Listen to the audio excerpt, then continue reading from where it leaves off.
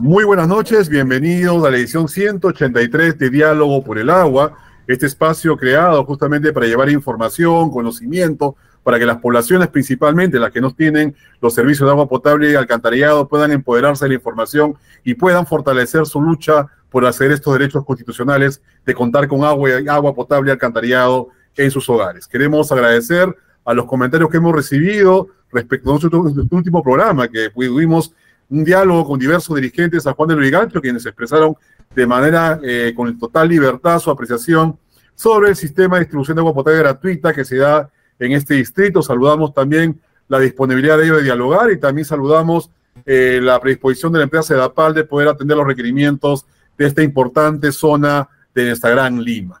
Queremos también mencionar, que como ya hemos resaltado en las distintas ediciones de Diálogo por el Agua, que este espacio es un espacio ya autónomo, propio, con vida propia, así que convocamos la generosidad de la población, de quien de alguna manera consideren relevante colaborar con que este proyecto se mantenga vigente, por lo cual vamos a poner en pantalla nuestro QR para que quienes puedan de alguna manera colaborar a través de un Yape o PRIM para seguir manteniendo todo lo que significa la logística del personal para llevar todas las semanas este importante espacio digital denominado Diálogo por el Agua.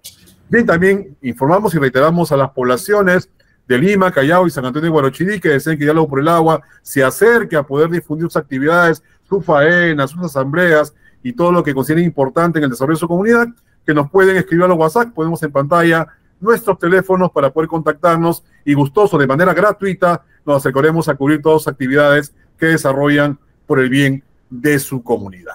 Y bien, es importante resaltar que mientras conversamos y dialogamos todas las semanas con distintos actores, buscando alternativas para el cierre de brechas, principalmente en Lima, Callao y San Antonio de Guarochirí, pero también en todo el Perú, hemos conversado con distintas personalidades que desde su ángulo como actores privados, como actores públicos, nos han dado sus propuestas e ideas que podrían ayudar en este caso al Estado o al gobierno de turno poder tomarlas en consideración para evaluarlas y tal vez determinen algunas medidas públicas en beneficio principalmente de las familias que no cuentan con el servicio de agua potable y alcantarillado. Es por eso que en esta edición 183 queremos agradecer al señor Francisco Douglas Cuya, que nos acompaña esta noche aquí en Diálogo por el Agua. Señor Francisco, muy buenas noches. Gracias por estar en Diálogo por el Agua. Gracias, José, por la invitación y un gusto de estar aquí nuevamente en Diálogos por el Agua. Bien, el señor Francisco Douglas es ex ministro de Vivienda y expresidente de Sedapal, así que es una autoridad que nos podría ayudar en poder evaluar lo que él hizo cuando estuvo delante, al frente del sector y también de la empresa, y qué alternativas podríamos proponer para mejorar, en este caso, esta lucha que tiene el Estado de poder llegar a cerrar la brecha de agua potable y alcantarillado. El señor Douglas, en su experiencia como ex ministro de Vivienda, como ex presidente de Sedapal, un largo periodo como presidente de Sedapal, ¿cómo evalúa, digamos, lo que viene alcanzando el Estado en el sector saneamiento, principalmente lo que corresponde al ámbito de Sedapal? Bueno, a ver, primero, la primera pregunta previa es si este es un tema estrictamente de cierre de brecha o es un problema en el cual nos debemos preguntar si es una cuestión de planificación del territorio y de la ciudad. Me explico. En 1990, aproximadamente, en 90-91, Lima tenía 5,5 millones de habitantes.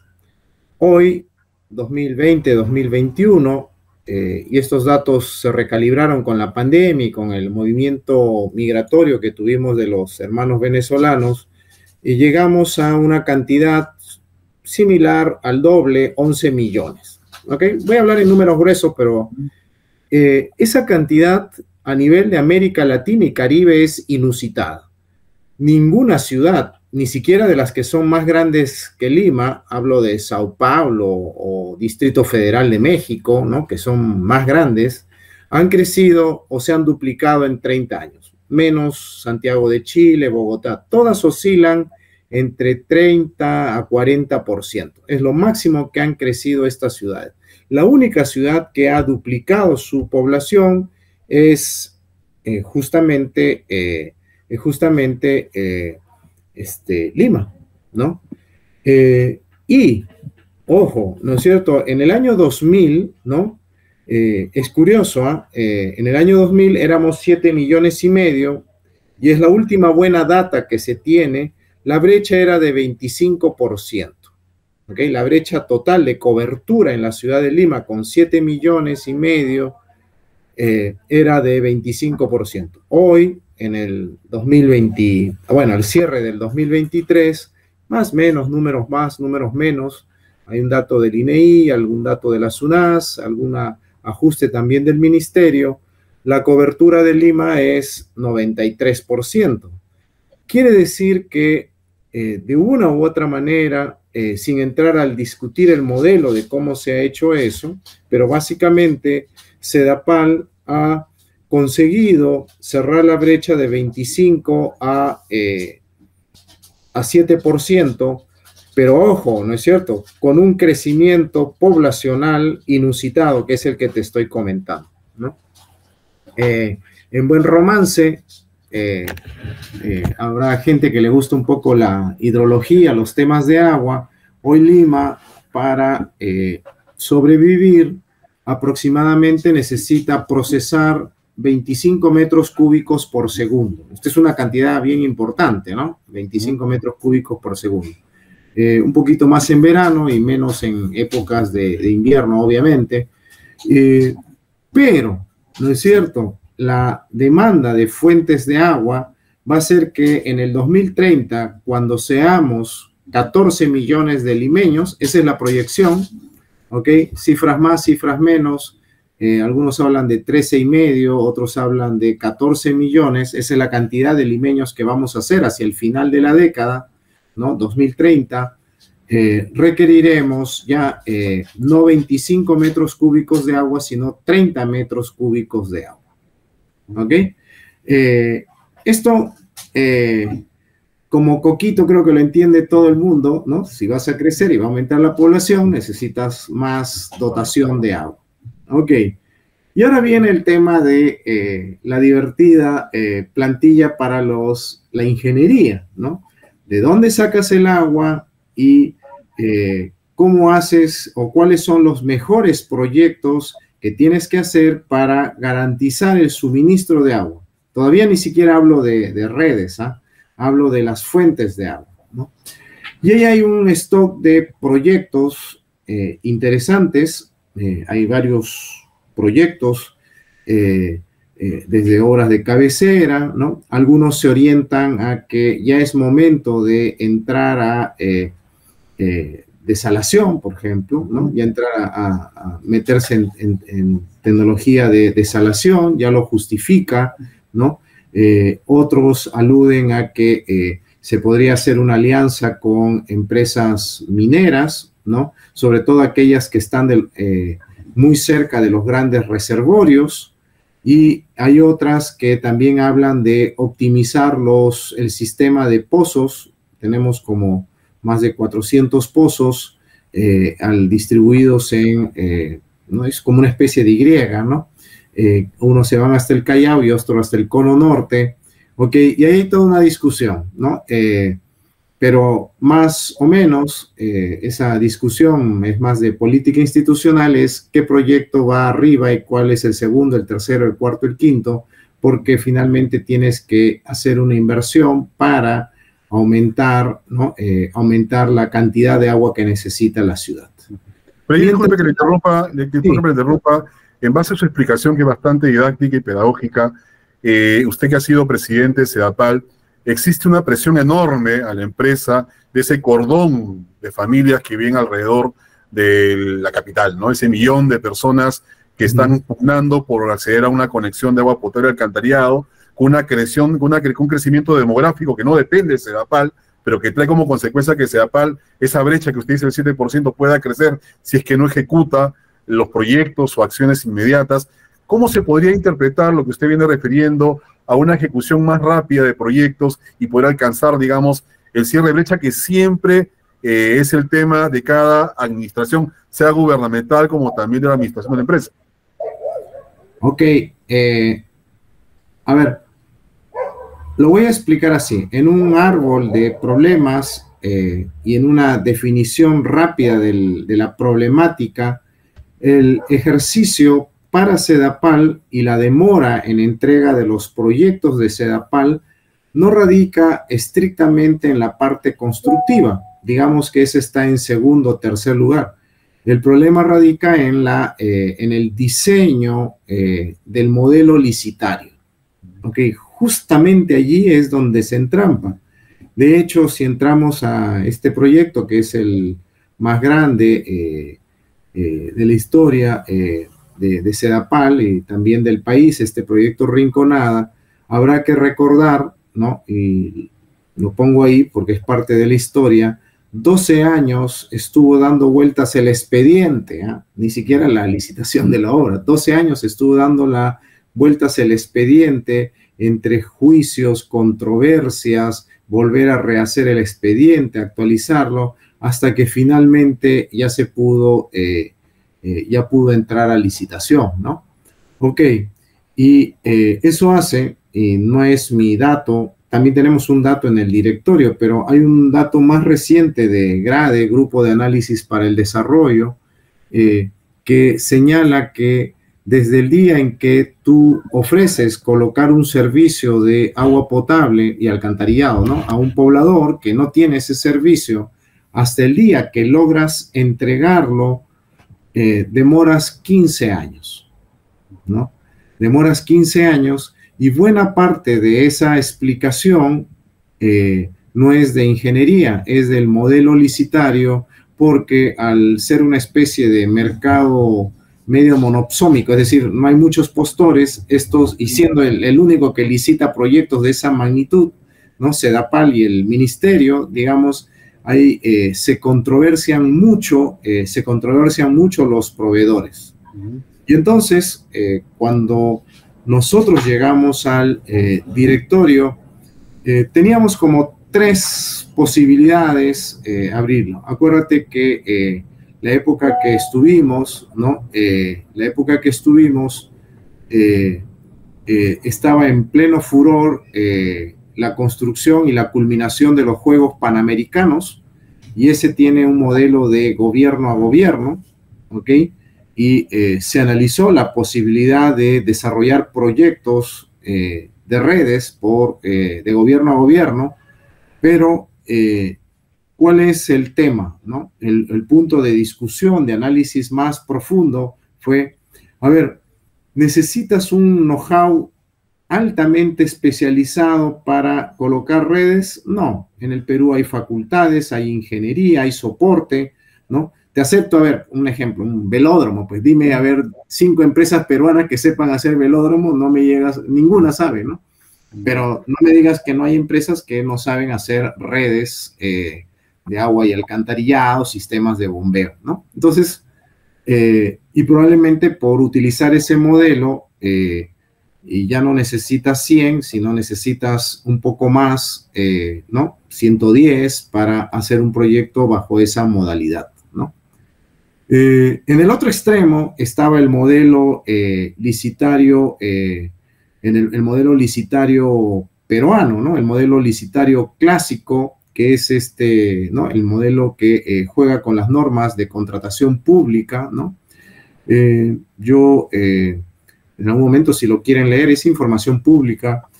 Hay un estudio que acaba de sacar la Contraloría sobre proyectos paralizados y la cantidad es impresionante, ¿no? La cantidad de proyectos paralizados superan la plata que necesitas para cerrar la brecha de agua y saneamiento.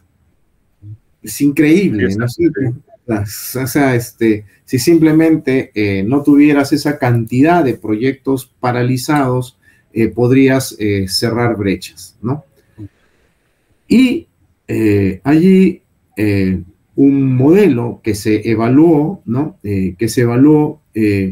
Y no tanto por la velocidad o el ahorro de tiempo, sino por evitar que los proyectos se controversiaran, los procesos licitarios, fue el modelo de UNOPS.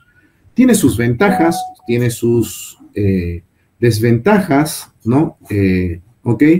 Y obviamente ese tema tiene sus bemoles, ¿no? Pero lo útil del modelo de UNOPS es que sus proyectos o sus licitaciones, ¿no? Las licitaciones que realiza UNOPS no pueden ser controversiadas, no las puedes llevar a los fueros judiciales y solo puedes reclamar sobre tu propia calificación, ¿no?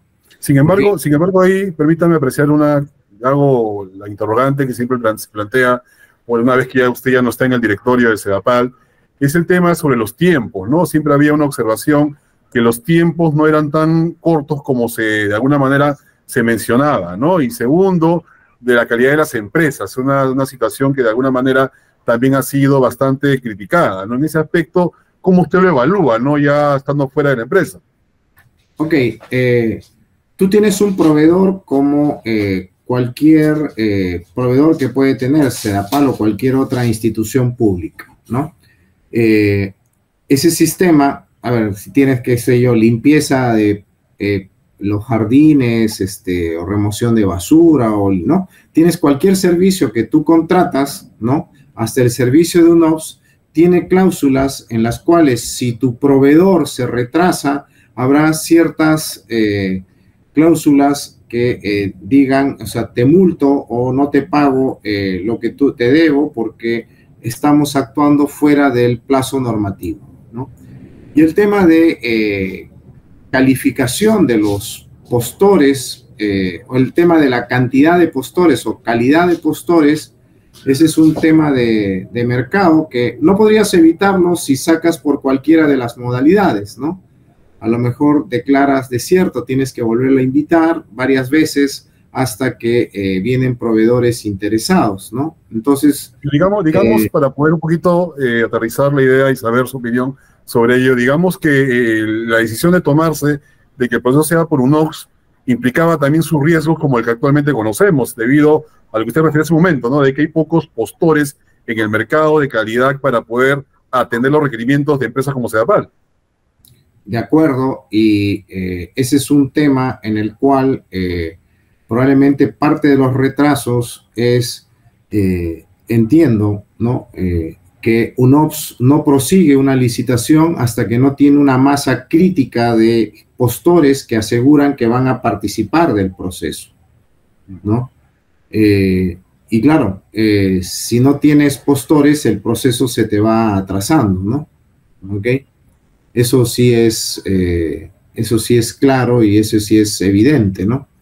¿Qué pasa? Cuando tú tienes un proveedor de cualquier servicio y no te lo presta bien, ok, yo sería el primero o cualquiera de decir, bueno, se está atrasando usted, señor, no se están cumpliendo los objetivos para los cuales se está trabajando y bueno, veamos de cambiar, ¿no? Pero el modelo, digamos, sigue siendo utilizado. Si tú has visto, por ejemplo, no sé los timings y las velocidades, pero por ejemplo el municipio de Lima, ¿no? La actual gestión ha utilizado el modelo UNOPS para licitar las motocicletas, ¿no? Al margen de si ya llegaron o en qué cantidad o si en el mercado existían las 10.000 motocicletas, esa es otra discusión, ¿no? UNOPS, entre comillas, garantiza un proceso más transparente, digamos, ¿no? ¿Okay? Y pero justamente, señor Dolet, disculpe que le interrumpa, y bueno, como habíamos conversado, traerle a colación una pregunta que quería hacerle, ¿no? Sobre estas situaciones mediáticas de denuncia respecto a sus supuestos hechos irregulares hasta de corrupción, lo mencionan algunos periodistas sobre justamente estos procesos que llevó Sedapal, ¿no? Principalmente el de Nueva Rinconada, donde de alguna manera se le resultó también a usted su descargo, ¿no? No sé qué opinión podría darnos, teniendo en cuenta que ese programa llega principalmente a sectores en los cuales, por ejemplo, Villa María del Triunfo, que justamente viene ejecutándose su obra. Digamos, ¿cuál es su opinión sobre esta investigación fiscal y digamos, estas constantes reportajes que tratan de alguna manera mostrar que hubiera habido irregularidades y hasta acto de corrupción en este proceso de licitación? Yo primero deslindo cualquier tipo de corrupción de mi parte o desde mi actuación como presidente de directorio, ¿no? Primero porque el proyecto fue entregado a un tercero, es decir, en la lógica de blindar a Sedapal y sus cuadros técnicos.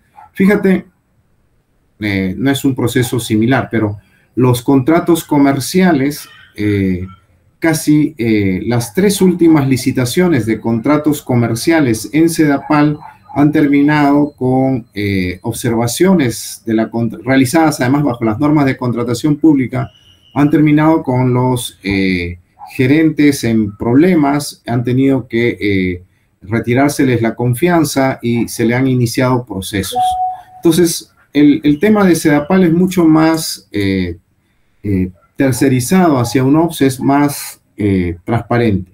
¿Y qué de característico tiene respecto a otros modelos? Porque ¿qué es lo que finalmente se negoció y se acordó con UNOPS, ¿no?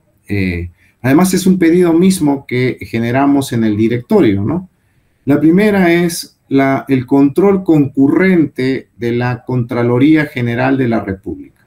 Hasta hace algunos años, cada vez que alguien le pedía información a UNOPS decía no, al amparo de las normas de las Naciones Unidas, nosotros no entregamos información. Eso, en el convenio marco, hay una cláusula específica en donde, a sola petición de Contraloría, que hizo los controles concurrentes, ¿no?, la Contraloría ha hecho la revisión de los procesos licitarios. Y en los informes que han llegado al directorio se señala que todo está correcto. La segunda cuestión que para nosotros era importante estaba basada en que las empresas que postulaban tenían que tener una ISO 37001, que es la ISO antisoborno, ¿no? ¿Ok? Y los contratos se han firmado con empresas que tienen ese nivel de ISO, ¿no? Y por lo tanto, con todos los blindajes que se tienen allí, es casi imposible que un director o un funcionario de Sedapal pudiera haber intervenido en el proceso de UNOPS, ¿no? Y bueno, allí nos sometemos al proceso y tendremos que verlo en todos sus detalles, pero, ok, el proceso, tal como además se hizo en este medio informativo, no muestra completo, hace un poncha, el informe también que hace el consorcio San Miguel, me parece, donde uno de los integrantes es esta empresa china, ¿no? Hace un descargo diciendo, nosotros no tenemos nada que ver con con ningún funcionario de Sedapal porque el proceso fue administrado por UNOPS. Solo que a eso le dedican 2 segundos, igual a mi descargo, ¿no? Y habrá que hacer probablemente algún pedido especial para que hagan los descargos correspondientes. Claro, suponemos que usted tendrá todas las garantías legales para defenderse, digamos, ante estas circunstancias que se vienen dando y que de alguna manera podrían afectar su imagen, ¿no? Pero en todo caso, claro, este programa, más allá de tratar de profundizar temas de fiscalía, es tratar de desnudar y, digamos, detallar los procesos que se dan, teniendo en cuenta que hay una población, como dije hace un momento, que está a la expectativa de que el Estado llegue a sus hogares con conexión de agua potable y alcantarillado. Y va justamente en base a la pregunta que le voy a hacer, ¿no? En el sentido de que usted considera que los procesos en los cuales usted administró cuando era presidente seguían siendo óptimos, pese, digamos, a toda esta campaña que se viene generando para seguir resolviendo este tema licitario, o en base a la experiencia que usted ha tenido, ¿qué otras metodologías sugeriría usted para poder emplear? Teniendo en cuenta que el proceso licitario se sigue manteniendo vigente, la ley de contratación se mantiene vigente, y hay que reconocer, ¿no? No solamente en Lima, sino en todo el país, las obras no siguen terminando en los plazos corresponden ni cercanos a ello, ¿no? Hay siempre ciertos atrasos, no necesariamente por responsabilidad de la empresa, sino muchas veces porque hay una disparidad en determinar el expediente técnico de ejecución de la obra, ¿no? En tu caso, pues, ¿cómo evalúa usted lo desarrollado y si de alguna manera, si es positivo o negativo, lo volvería a aplicar usted si fuera nuevamente autoridad de la empresa? Sí, habría que revisar lo actuado, por qué se armaron después cuellos de botella con este modelo licitario, ¿no? Y además, siempre tú piensas en un tema de cómo agregas valor a un proceso, ¿no? Probablemente hay ahora un movimiento importante de traslado de proyectos hacia el PAS LC, ¿no? Y evidentemente eso mantendrá el equilibrio o mantendrá el equilibrio de cómo conjuntamente se hace el cierre de brecha. Pero quiero mencionar algo que está muy vinculado a la institucionalidad, ¿no? En los 3 años que tuve la oportunidad de ser presidente de SEDAPAL, han pasado 7, 8 ministros titulares de sector que obviamente han tenido la regencia del Ministerio de Vivienda, Construcción y Saneamiento, ¿no? Algunos por muy corto plazo, lo que quieras, pero han pasado 8. Y entonces, fíjate que cada uno tiene sus prioridades o tiene sus propias lógicas de la importancia que es cerrar de brechas, o el otro apunta más probablemente a un tema, algunos a fuentes de agua, otros al tema de planificación, otros apuntan más al tema de ingeniería, otros tienen modelos más característicos de utilización de asociaciones público-privadas, ¿ok?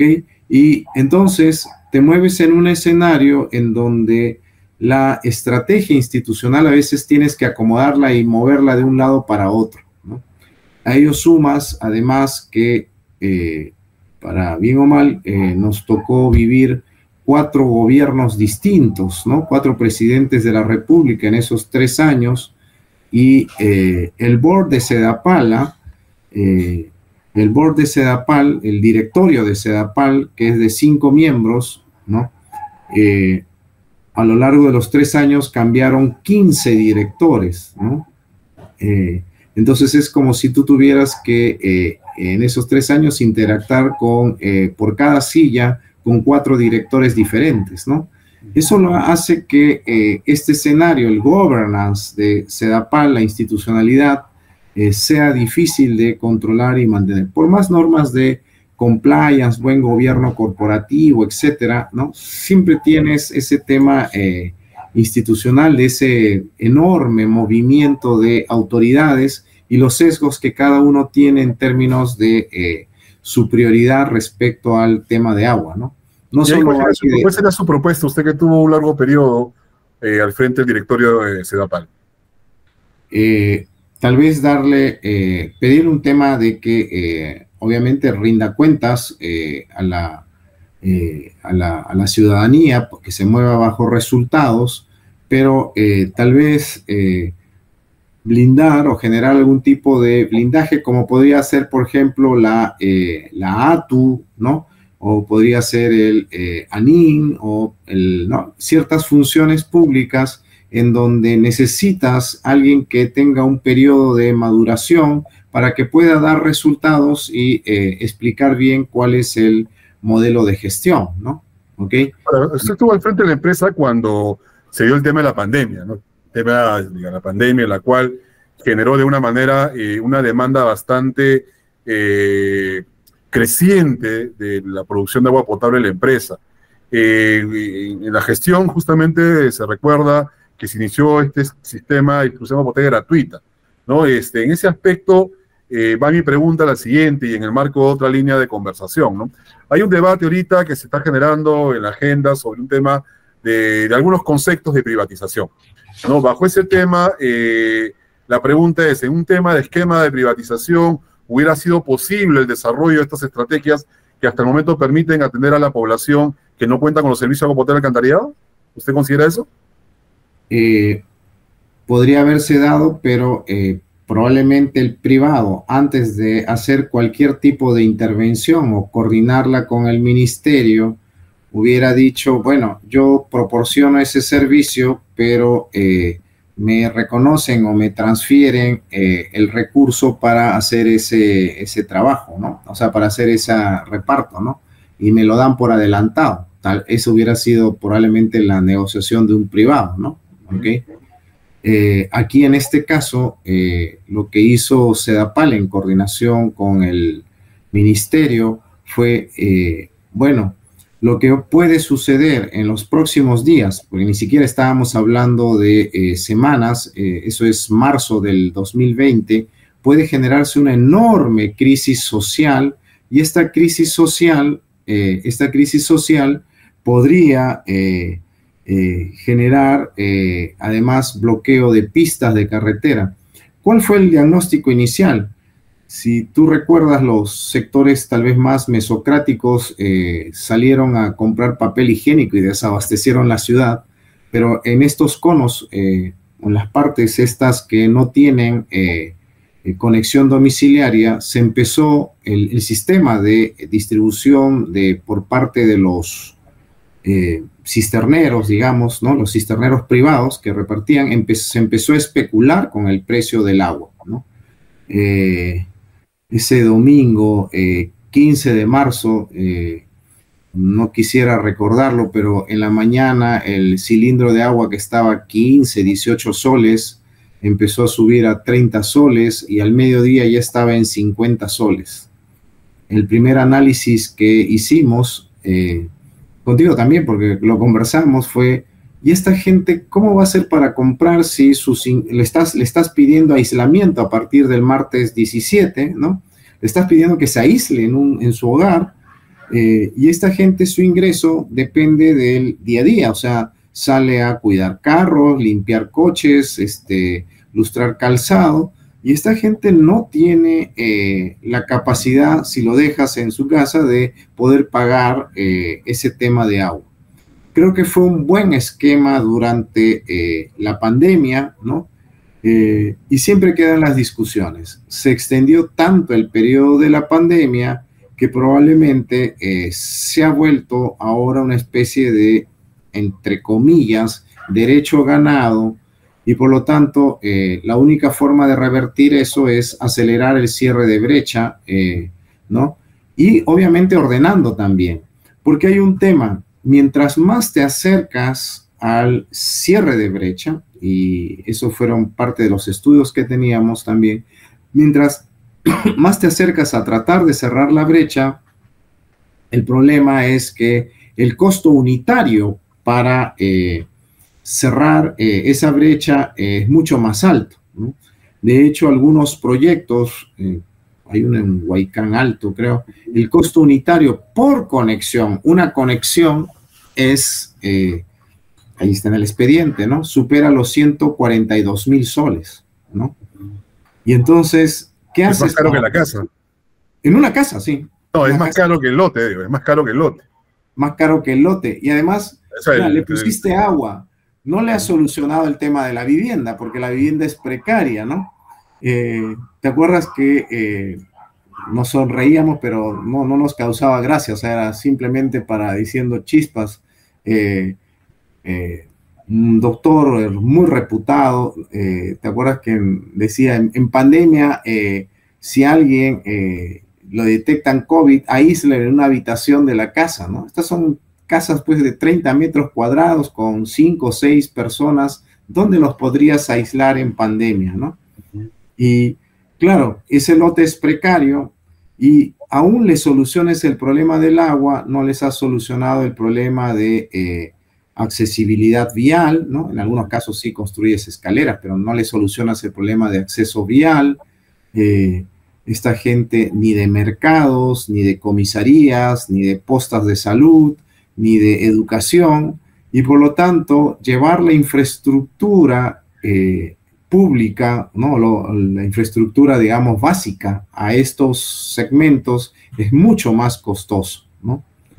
Ello haría pensar, ¿no? Ello haría pensar que en Lima todavía podríamos reservar grandes paños, sobre todo hacia Ancón, ¿no? O hacia el sur, y estas zonas, ¿no? Fue parte de algunas propuestas que discutiéramos, estas zonas declararlas algo así como de dominio público, o sea, intangibles, ¿no? Y esta gente sale mucho más barato, entenderás, es lo que tú me dices, ¿no es cierto? O sea, mejor le das 1, 2, 3, 4, 6 o 7 bonos de techo propio y les regalas el lote en vez de poner una sola conexión domiciliaria, ¿no? Sí, es importante tener esas reflexiones, señor Francisco Dubler. Ha sido bastante interesante conversar con usted de diversos temas y creo que da para más esta entrevista. De alguna manera esperamos que, como usted bien dice, todas estas circunstancias mediáticas, esas investigaciones, usted va a saber de alguna manera responderla como corresponde a un funcionario que ha ocupado la máxima, siendo la máxima autoridad del sector y también de la empresa más importante del país. Sus reflexiones son importantes también para quienes de alguna manera siguen pugnando por alcanzar el derecho constitucional al agua y alcantarillado. Antes de finalizar, algunas palabras justamente para esos sectores que todavía siguen atrás, desarrollando sus acciones de lucha para poder acceder a los servicios de agua potable y alcantarillado, que es el público principal de Diálogo por el Agua. Sí, mira, retomando el tema este de las denuncias, etcétera, ¿no? Ese proyecto, con los tiras y aflojas que hay, los temas, las discrepancias, ¿no? Que además cuando nosotros salimos de Sedapal estaba el proyecto en un mínimo avance constructivo, creo que no había más del 5%, y entiendo que las controversias, de alguna forma, que además se resuelven en una instancia que se llama la Junta de Resolución de Disputas, es decir, si yo no estoy de acuerdo con la supervisión o con Sedapal, acudo a un mecanismo de resolución de controversias, ¿no? Que es mucho más rápido que hacer un arbitrajes.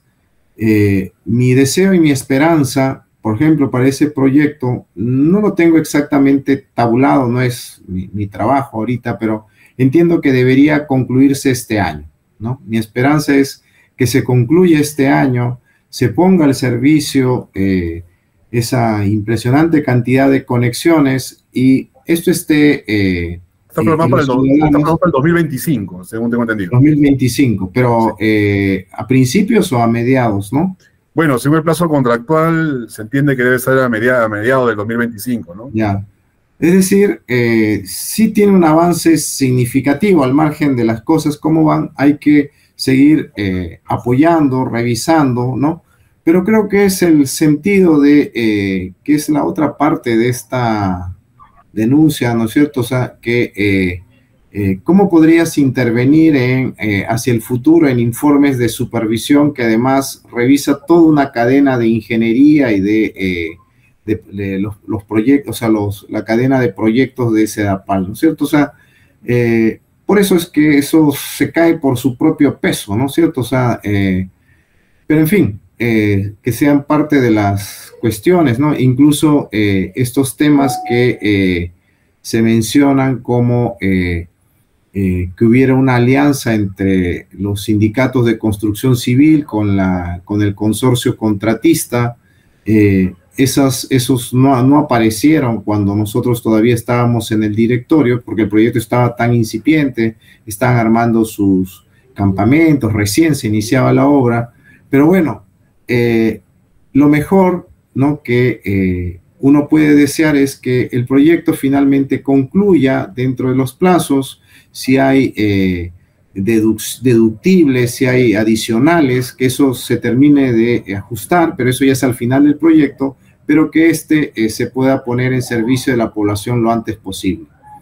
Y el resto es un juego de sumas y restas, ¿verdad, José? O sea, la lucha es un juego de sumas y restas. Tener rápido el proyecto, licitarlo en forma transparente, hacer que esté al servicio de la población y bueno, será parte del devenir de las próximas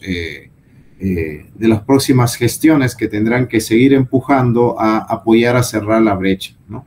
Ojo que como país, y con eso cierro, pero esa es una preocupación, ¿no? Claro, uno puede decir, solo he estado 1 año, 2 años y no me puedes culpar a mí del resultado final, pero ojo, como país hemos suscrito las metas de Objetivos de Desarrollo Sostenible, y el Objetivo de Desarrollo Sostenible número 6 señala que el Perú, ¿no?, pondrá sus mejores esfuerzos para que el 100% de los peruanos al 2030 tengamos un servicio de agua y saneamiento de calidad. Y la pregunta es, esos recursos, esos 50.000 millones, ¿cómo, dónde y a qué velocidad hay que programarlos para que se ejecuten hasta esta final de la década y podamos cerrar la brecha, ¿no? Sí, okay. Esperamos que nuestra sociedad en conjunto pueda encontrar una solución, teniendo en cuenta que son millones de peruanos que están a la espera de alcanzar este derecho constitucional al agua potable y al alcantarillado. Señor Dubler, agradecerle su participación en Diálogo por el Agua. Siempre es un gusto tenerlo aquí a usted. Cuando era autoridad también nos daba la oportunidad de poder entrevistarlo, y espero que no sea la última vez que tengamos aquí para seguir analizando este importante sector que de alguna manera permita, a través de Diálogo por el Agua, poder de esta tribuna, de poder razonar, dar conocimiento y apoyar principalmente a las familias que no cuentan con los servicios de agua potable y alcantarillado. Muchísimas gracias. Gracias a ti y buenas noches. Un saludo para todos los participantes de Diálogo por el Agua. Muy buenas noches, muchísimas gracias. Agradecemos al señor Francisco Dubler Cuya, ex ministro de Vivienda, ex presidente de Vivienda Senapal, que hemos tocado diversos temas que de alguna manera permiten escuchar y entender las diversas circunstancias que se vienen dando en los últimos días, y agradecemos sobre todo su franqueza y sobre todo toda su experiencia que ha tenido al mando del sector y al mando de la empresa más importante del país, que es Sedapal. Otro será hasta la próxima semana. Recordarles también de que seguiremos trayendo más temas. Estamos corriendo con dirigentes de diversas partes de Lima para seguir dialogando sobre los temas que más les aqueja respecto a poder alcanzar los servicios de agua potable y alcantarillado. Recordarles que también, si quieres colaborar con este proyecto, lo vemos en pantalla nuevamente nuestro QR, donde libremente y de manera generosa podemos brindar una donación a través del Yapi Plin para continuar con este proyecto. Bien, le agradecemos a todos ustedes su participación en Diálogo por el Agua. Nos volvemos a encontrar la próxima semana. Muy buenas noches.